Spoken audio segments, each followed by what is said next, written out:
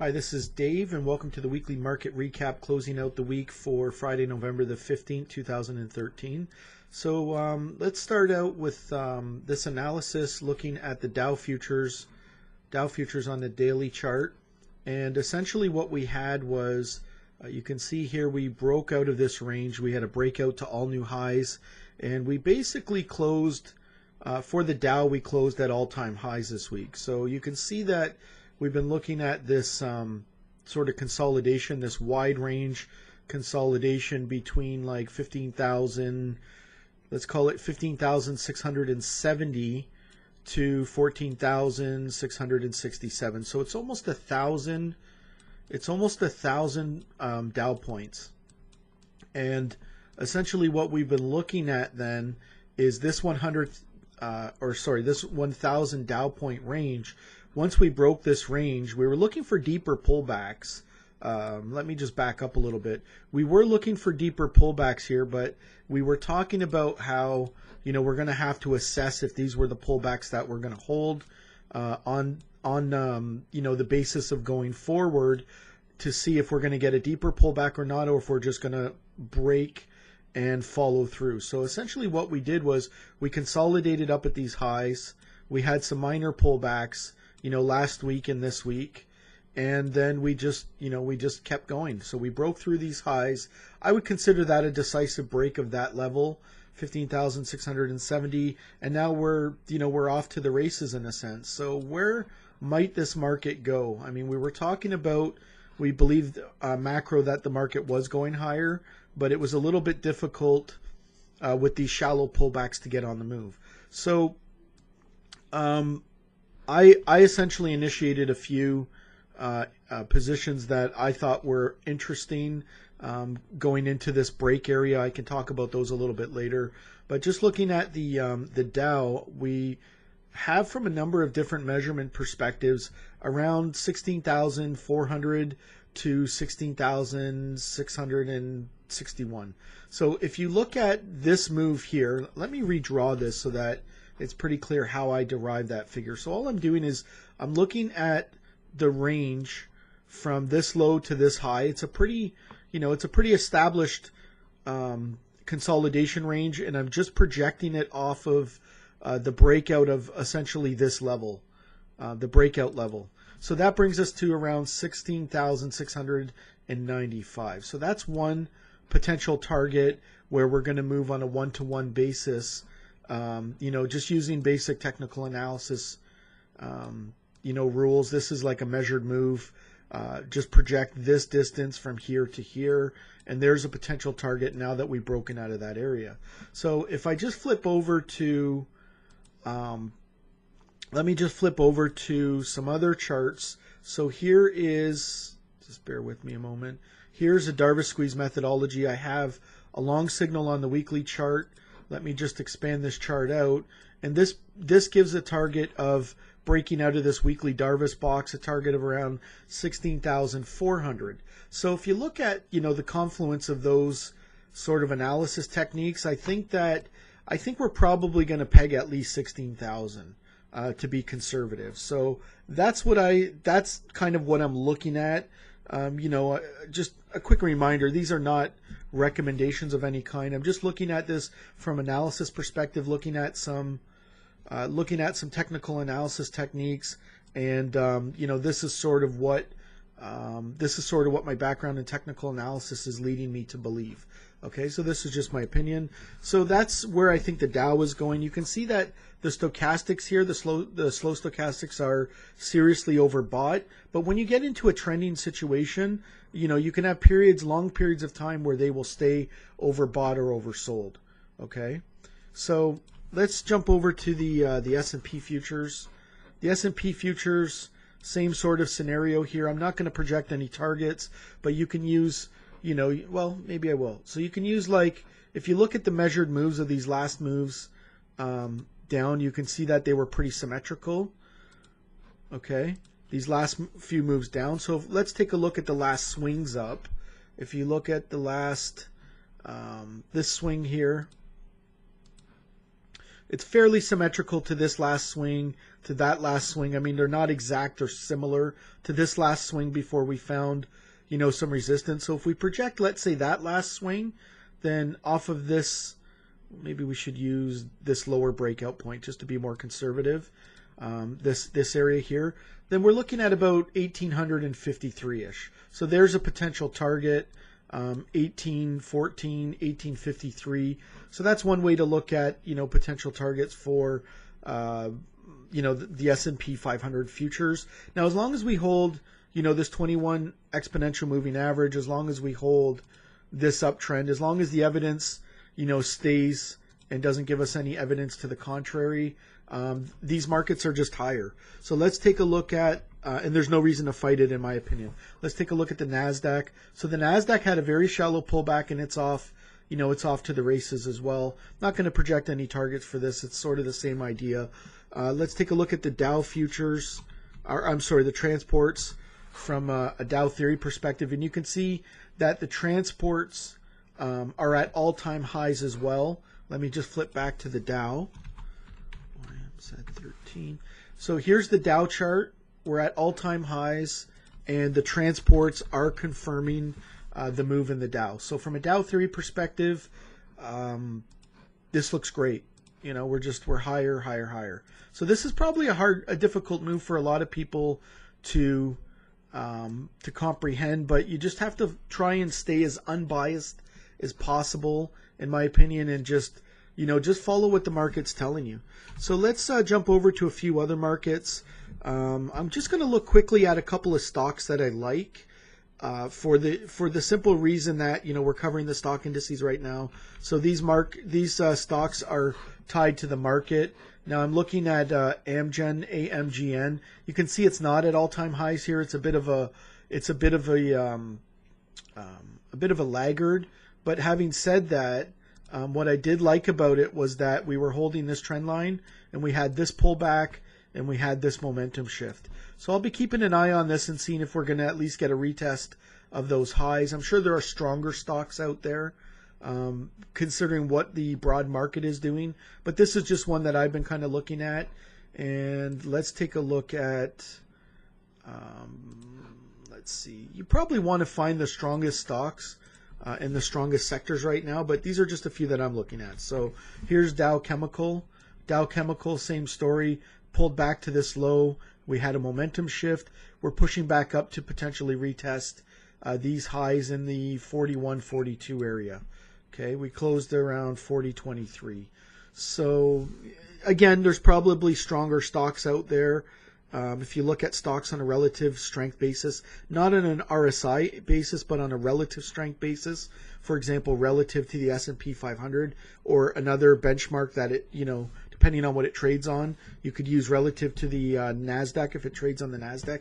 You basically want to see stocks that are outperforming the broad market. Those are probably the strongest stocks. So let's take a look at another stock that I'm looking at. Let's see, the UNG, which tracks the natural gas. So I'm looking for a push back up into some of these levels. This is more a natural gas play, and I'll cover natural gas. And there's one more stock, Gilead Sciences, that I liked, and for the same reason. We were kind of stair-stepping higher. We put in a low stair step, and now we're set to put in a lower high, and now we're set to put in potentially a higher high. So this is sort of, the definition of swing trading where, here's a swing down, here's a swing up, here's a swing down, here's a swing point. I like to call these, here's a swing point low, here's a swing point high, swing point high, swing point low. So swing point high. So here's a swing point, potentially a swing point low, just looking for a swing point high. So that's sort of what I'm looking at. Now that I sort of analyze this out loud, I probably should be looking at, considering what the stock indices are doing, I probably should be looking at stocks that are a little bit stronger. Because if you look at, okay, here's the Dow, right? This is a different chart of the Dow, but it's, we're breaking out to all-time highs. All the stocks I looked at are not breaking out to all-time highs. So that is, there is a way to actually look at stocks like that. I can cover that in a future video if anyone is interested. So let me just kind of move on. Let's look at some key currencies. Let's look at the dollar index. So the dollar index, we had this this key level around 80.86 support that we've been talking about. We broke it. We came into this sort of trend line that's a little bit higher, and we found resistance, and now we're right back into just above 80.86. I think we closed at 80.89.8. So, and we're extremely overbought. So this is at this point in time, I think that, you know, you're right at a line in the sand here, 80.86. So the way that I would look at this is if we break 80.86 and we break this 21 exponential moving average, as long as we're below 80.86, I'd be bearish on the dollar index. One of the scenarios, though, that's one of the scenarios, okay, to be bearish on the dollar index again. The other scenario is that we could just pull down and then we could push up and break that trend line. Okay, that would put me on the bullish side of the dollar index. So essentially what I guess I'm saying is that this sort of mini triangle area, it to me is a dead zone. It's like you don't know what's going to happen, and you really need a break either way in order to give you an idea, give you some guidance on which way the dollar index is going to go. So at this point in time, I'm just like neutral on it, and those are really the decision points in my opinion. Let's look at the euro and see if we can get a better indication on what's going on here. So the euro broke. We were talking in, I think it was last week's video, about this scenario where you broke this trend line. You sort of have, one of my trading room members pointed out to me that, you know, he saw a trend line here, and I said, you know, even though it doesn't line up with this low, you know, I do, you know, that does make a lot of sense, and you can see that where we pulled back to respected that trend line. So I've left that on my chart. Thanks for that, Neil. And you can see that we were talking in last week's video essentially about, you know, the break of this trend line put me more on the bearish side of the euro, but what I'd really like to see from a structural perspective in order to get really bearish on the euro was to see this and to see it break this low again. So that hasn't happened. That's kind of the scenario I'd be looking for, and then a retest potentially of these lows or of these lows. So that hasn't happened, and for that reason I'm just really sort of neutral on the euro. You can see we broke this minor downtrend line, which is kind of bullish, but we're below the 21 exponential moving average. So you've got the same sort of scenario presenting itself on the euro as you do on the dollar index. It's sort of in a dead zone, and you really need guidance. You know, you need a break above this 21 exponential moving average or a break below this swing point here in order to confirm, you know, is it going higher or is it going lower? So what the euro does have going for it, whereas the dollar index was, you know, up here in the overbought range, the euro is in the oversold range, which means we could get a little bit more momentum going back up to the high side. So, you know, it's challenging the 0 point on the MACD, and it's just sort of finding support there. So at this point in time, I wouldn't really hazard a guess. I'd like to really see a break outside of this zone, a break above 135.23 and a break below 132.94 for some real guidance on which way it might be going. So it's also interesting to note that you can see a lot of these levels have been on the charts for a long time, and it's interesting to see how they respect, you know, these levels, and they consolidate and they test and they bounce, and they, you know, work around these levels. So if you can try and figure out, if you can try and figure out how to determine support and resistance, I think it's an invaluable skill to learn, and I do believe that trading and analysis is a developed skill. So if you can do that, I think it's really great to sort of figure out where support and resistance are. It will really help you when you're thinking tremendously. So on that note, let's just take a look at the USDCAD. And you can see here we're still in this sort of triangle area, and we have not broken out of it. We've been testing the top range of it. We've been spending most of our time in the top 1/3 of that range. We are a little bit overbought. We're printing actually. If you look at this, you can see there's a small technical divergence here. You've got a higher high here. You've got a higher low in your momentum indicators, or a lower high rather, in your stochastics. So, you know, at this point in time, I think the triangle is really the key key thing to look at here, and see if we're going to get a breakout to the high side, or if we're going to come back down into, logical support, which is, way down at 102 half. So that's quite a long ways down. It's like 200 pips or whatever down. That's quite a ways.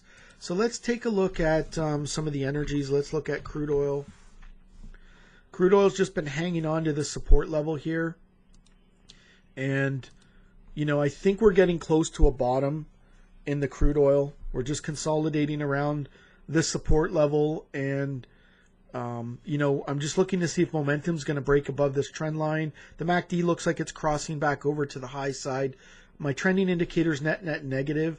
From a support resistance perspective, we're just kind of hanging on by a finger to the edge of the cliff. So it'll be interesting to see which way we break in the crude oil. But I do believe, here are the scenarios that I'm thinking about in my mind. The one is that, we're going to find support here, and then we're going to grind our way higher, or we're going to explode a little bit higher back into, let's say 100, 101, somewhere in there. The other scenario that I'm looking at is that we're just going to consolidate. We're going to have a quick move down, a spike out, and then we're going to push back up. So either way, I think we're getting close to support, and we'll just need to keep an eye on that. And I don't think it's tradable at this point in time, but I do believe we're getting close to support. I think I've said enough about that. Let's look at the natural gas. So I like the natural gas. We were looking at it off of, let me delete some of these. We were looking at it off of this 333 level, and I got interested in it right around this line here the day after this low, because we didn't come into 333, and we were putting in a momentum shift, and we didn't, we put in a hammer, which is basically a bullish hammer just above that low there. So I thought, okay, that might potentially be the low. We came back up, we broke this minor trend line. We came back down and we tested this breakout point almost to, very close to the tick. The top of that trend line, the top of these bars here, that the real body of this bullish hammer, and then we just kind of lifted off and we put in a new high for the week. So I'm still net bullish on the natural gas off of this low, looking to see how far momentum can take us. In terms of levels, I think 384 might be in play, somewhere in and around this congestion area. The top of this trend line might actually provide some intermediate resistance right here, but I'm looking at this sort of zone. I know it's a wide zone, but I'm looking at that sort of zone for the natural gas to come into, and then at that point in time, not really sure what it's going to do. So that's sort of what I'm looking at. Let's look at what haven't we looked at. Let's look at some of the let's look at gold. Okay, so gold, I'm a little bit like, gold is really interesting here. I'm actually going to pull up I should probably pull up a few charts of a couple things I was looking at. Let me pause the video for 1 sec. Let me just cover this, and then I'll pause the video and I'll cover a couple of other charts related to gold. But, gold here, the momentum is bottoming on gold, and we're, kind of hugging the zero line on the MACD. And it looks like we're trying to find an intermediate bottom in gold here. But, admittedly, gold has just been kind of dead. It's been kind of dead in the water. And I know some of the guys that I'm in touch with have been trading some of the gold stocks, and they just say, they just fade during the day. They're just not very active right now. There's really not a lot of interest. But having said that, this to me looks like we're trying to find some sort of a bottom. Momentum is starting to bottom here. It'll be interesting to see if we're going to hold this level and push off in a more significant way. Now let me just pause this video. And actually, I don't think I need to pause it. Just bear with me 1 second here. Let me just jump over to some of my scanning charts. Okay, here we go. So in one of my scans, here's a couple of things that showed up. So this scan is designed to try to find, intermediate bottoms. And essentially what came up here was GDX, which is the the market vectors gold miner ETF. So this looks like, this came up on my scan, looks like it's trying to bottom, right? And, we're kind of developing this sort of triangle. And then if you look here, you've got Gold Corp, GG, same kind of chart, right? Same kind of chart, same scenario. And then the GLD showed up as well. And you can see here, I marked on the chart that we're putting in potential bullish divergence. You've got a low, you've got a slightly lower, the same or slightly lower low with, an indicator that is putting in a higher low. So that is a bullish divergence there off of my trending indicator on the GLD. And you can see the momentum shift in there too. And then if you look at this, the Ishares Gold Trust, the IAU, same, I haven't marked up the chart, but it's basically the same situation where you put in a low, put in another low, you've got a momentum shift, and you have a bullish divergence, close to a bullish divergence. Yeah, I would call that a bullish divergence off of my trending indicator. So from that perspective, on one of my scans, I had 4 gold-related issues that came up there. So that kind of opened my eyes and has brought my attention to the fact that we may be getting a bottom in gold and gold-related issues. So from that perspective, the gold futures looks kind of the same in terms of the momentum shift. So I'm keeping my eye on this and seeing if this is going to be a short-term bottom. Because, getting all of those signals coming together on different instruments at the same time, it has to, get your attention, right? So let's take a look at silver. Silver looks very similar. We're coming into a low. We've got a potential shift there. Having said that, there's nothing to stop these markets from going lower. But, that's sort of what I'm seeing. Let's take a look at copper. Copper looks a little bit different in the sense that, it's going lower than the other metals from a relative chart perspective. I think we really need to get back up above that trend line in terms of momentum in order to get anything going. You do have some support levels coming down into, some of these congestion areas, but it doesn't look all that interesting. And then if we let's look at the 30-year. So the 30-year is putting in a momentum shift, potentially. And, you've got that trend line in play, and you've got, the makings of a potential momentum shift with the MACD holding the 0 line. You've got a loss of downside momentum here, 1 bar in the trending indicator. And, that could be a potential low. If we get back above this trend line here, if we get back above this trend line in the 30-year, then I'm going to be looking for a retest of these highs. So that's essentially what I'm looking at in the 30-year. Why won't you do that? Okay, there we go. And a retest of the highs would come in around 135 and 21/30 seconds. So that's what I'm looking at. We're at intermediate resistance here, but we've got the potential makings of a momentum shift here. That could be a swing point low. It'd be interesting to see if we hold this low and push up to some higher levels. Let's look at the 10-year at TY. Same sort of scenario there. You've got that trend line coming into play. It sort of looks a little bit like a bit of a down flag, where you've got this up move, a flag, and looking to see if we get continuation. It's interesting to see that, we stopped right at the 61.8% retracement of this high to this low. So, it's very interesting. Let's take a look at the inverse of the 10-year. Let's look at the interest rate futures. So here's where I'm having a bit of a disconnect, because the